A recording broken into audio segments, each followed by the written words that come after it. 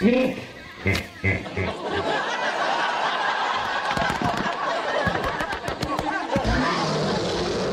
trails, dumbass.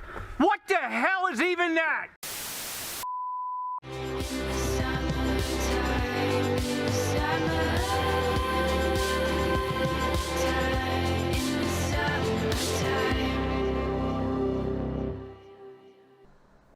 Well, one of the advantages of when you're on free streaming, you might come across a show you haven't seen in a long time. You know, stuff like Doctor Who, Lone Ranger, I Love Lucy, Hogan's Heroes, some great comedies, sitcom, actions. I mean, they just added Enterprise just recently to Pluto TV in their rotation. They're only going as far as season 3. They're not going to the complete season. They're ending it at the end of the Xindi situation with the cliffhanger of them traveling back to World War II, where the Nazis have won World War II, and they have to figure out what has gone wrong. Why is this history happening at this point? Which is, like I said, everything from the season 2 on Enterprise, it has always been very good. I did enjoy that, because you have to remember one thing: you can't always have action, you can't always have wars and stuff like that, which I don't mind on there. People say, well, yeah, you want the battles, you want that Wrath of Khan type look, but you also want that Star Trek motion picture type look, where basically you're traveling to new worlds, meeting new species, going through different things on there, and you can get great stories from that as well. But moving on, one other thing is a major problem in this industry is that when you have a TV series, when you have a TV series and you're converting it to streaming, or you're putting it on DVD, or even if you're putting it on regular television, you have to go through rights issue. Now, for some series, there's not too much problems with the rights issues, because it's just the standard stuff. You can get through that. It goes through, you make the agreements, and it's done. But in the case of certain ones that basically have something like certain things that are edited into it, like music, for example. If you're dealing with one group, one musical band, one singer, you're able to iron something out, which is not a problem at all. But if you're dealing with several seasons and you're playing the gambit of music from different music labels, as some series out there have done, I mean, perfect example, Supernatural right now, online streaming, some of the music is either muted or changed on season 1 of Supernatural because they have not fully pulled the rights. They're having a rights issue on that, and this is just for streaming. I think the DVD versions, they don't have a problem on that. But those are separate negotiations you're going to have. You're going to have separate negotiations for streaming, and you're going to have separate negotiations for online purchasing, DVD, iTunes, whatever.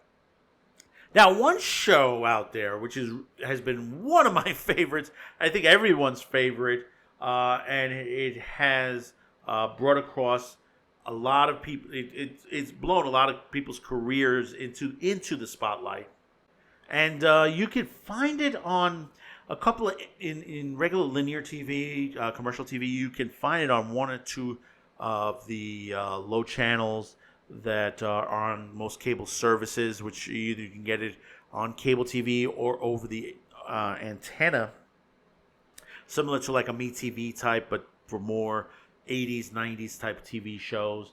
But it's the Drew Carey Show, and this has been long awaited to hit streaming. Hopefully we'll get a Blu-ray out of this. I mean, it's 9 seasons. It's fun. I mean, you have music that is given the city of Cleveland an anthem, practically.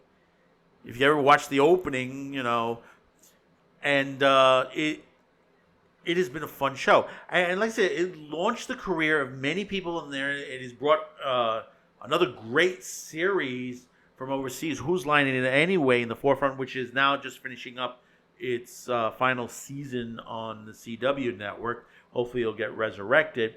But, besides Drew Carey being on the show, I mean, you had careers, Kathleen Kinney, Diedrich Bader, Ryan Stiles, John Carroll Lynch, and even Craig Ferguson, who had his own late night for quite some time on there. And this one is way overdue. And, it is a fun series on there. Let's read a little bit. This is Cord Cutter made one of the articles that announced this. One of the most popular shows of the 90s was the Drew Carey Show, but it has been one of the harder to find TV shows because it has not been streaming online. Now, for the first time, it's streaming online.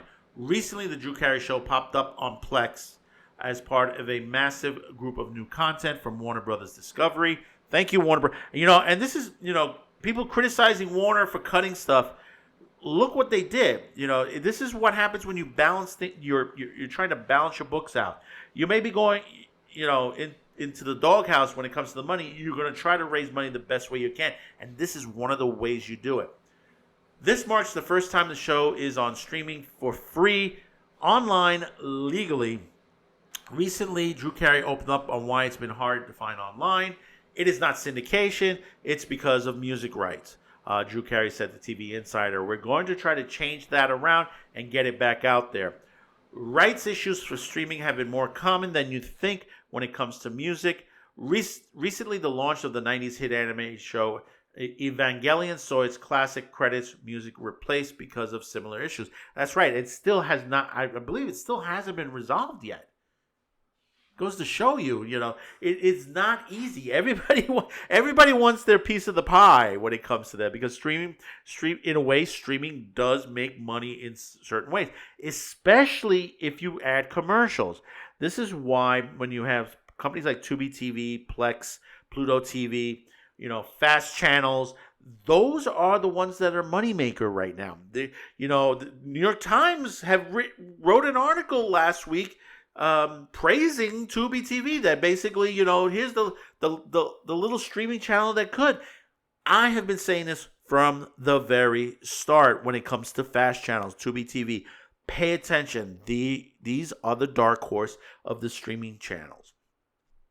People don't want to pay for a lot of stuff. You see, Hulu, Disney, they're going to have a price increase on there. Paramount, who knows where Paramount's going to be, because it's, because with the Skydance and the cut on there. Where's Max going to be? We don't know. And there are many others. Apple TV, I think they're cutting back on productions as well. I think they're just going to stay with TV series that they're able to get to or buy into and put on their site. It's become, a failure when it comes to them. Because, how many times you say, well, I'm going to go to watch it on Apple TV? You don't hear it that much. Same thing with Peacock. It's the same situation. But you're starting to hear more and more people go to Tubi, Roku, Plex, Stir, many others on there. And if only Crackle didn't end up the way they end up, they could have made a lot of money. But, of course, Redbox screwed that up. Many 90s and earlier shows have complicated rights deals that didn't envision a world where most TV shows streamed online. That's why, for example, many older Disney Channel shows like Bug Juice are not available for streaming on Disney+. Going back and getting rights for those older shows are difficult. This to get new rights for some shows has delayed their release on streaming and left many fans without an easy way to view them, especially when DVDs are no longer being manufactured. Now, when these shows are made, streaming rights are built into the contracts to helping avoid these issues. And for those of you, before you hit that comment line and understand, just like I saw on Code Cutter News, someone says, well, it's been on regular TV. I've been wanting to watch it. Yes, the contracts for, contracts for regular television franchise includes the music. It was, put it this way. Let's go back prior to syndication. Stuff like Gilligan's Island, All in the Family, The Jeffersons. Most of those people that were on those sitcoms back then, When syndication came in, how much money do you think they got? 0. For the reason is, it was never thought that something like this, a TV show, will get repeated on the same channel or other networks, or even cable TV, or or getting a DVD release. So contracts were changed over, but it never got changed over for streaming, for the new Blu-ray system and everything that's on there. Because basically, now you got to renegotiate the whole thing. The newer shows, you negotiate on there. The older shows, you're going to have to renegotiate the music rights. And this is going to happen. You might get all the music. You might get partial. You'll have to change some of the music on there. You might have to re-edit some of this. Like what happened with Supernatural Season 1. Supernatural, like I said before, Supernatural Season 1, all the music is not there. It has either been muted or it has been replaced with other music. Even Carry On Wayward Son. Carry On Wayward Son had rights issues for Season 1. But it's great, 9 seasons of this show. I mean, I've loved this show. Mimi and all, and Drew and all the friends on there. It's so great. Craig Ferguson was just fantastic in this. And then, like I said, and all the little weird shows like the Drugco episode, which was fantastic, with the monkopotamus. That is hysterical on there when they were looking for Speedy. And the shows where they included something like Whose Line Is It Anyway type of format on a live version, which they did a live version of this show. And basically changed around. And then the Emmy episode also. There's that Emmy episode, which was insane. I mean, there's so much that was going on with this show. The other one's the coma episode, where Drew was in a coma. And, he's watching this on and he's cheering on with all these beautiful women around him. And it was a fun episode. That's a fun episode as well. But let me know in the comments below. What was your favorite episode on there? Are you glad it's back? Are you glad it's on streaming? And remember, it's on Plex. Plex is free. You can get it. You can get it on your Android. You can get it on your Apple. I believe Google has. I have to check on Google because we have sort of like a Google TV hookup as far as our Verizon Fios now. Because I know I can get like the Green Machine on there as well. So I would assume Plex is on there, so I have to look that up. But you're able to get it on there. I believe the Plex will be able to connect to your Fire Sticks or anything like that. So if you want to watch it on a big screen, you're able to. But also check out a lot of the other stuff that's on Plex. There's some great stuff on there. There's some great shows, TV shows, movies. Has a good assortment on there. I mean, it's not in the top 10 as far as streaming, but, it has some stuff on there. And also, it'll redirect you to other streaming sites that will have the content, or let you know when this particular show or movie is available out there on streaming or on their site. So do check it out on there. So remember, comment, like, share this video, and hopefully today's the day I've earned your subscription. Really, truly, folks, I hope today's the day. We're moving up in the algorithm. Hopefully, one thing about this time of the year, I know there's a lot of problems. People are not this part of the year. People go on vacation on there, but I've noticed we're receiving a lot more views, and I think it's because YouTube is playing around with the algorithm a bit because we're going into election season. Sometimes I get a boost from that. Sometimes I get a boost because technically they, even though they do block some of my episodes on there, on my videos, but in the most cases my channel kind of moves into a higher position for a bit. So do check us out. Pass this on to everybody. But also remember, we're on other streaming services as well. So we're out. We have our eggs in more than one basket on there. So remember, comment, like, subscribe, share. Thank you for your support.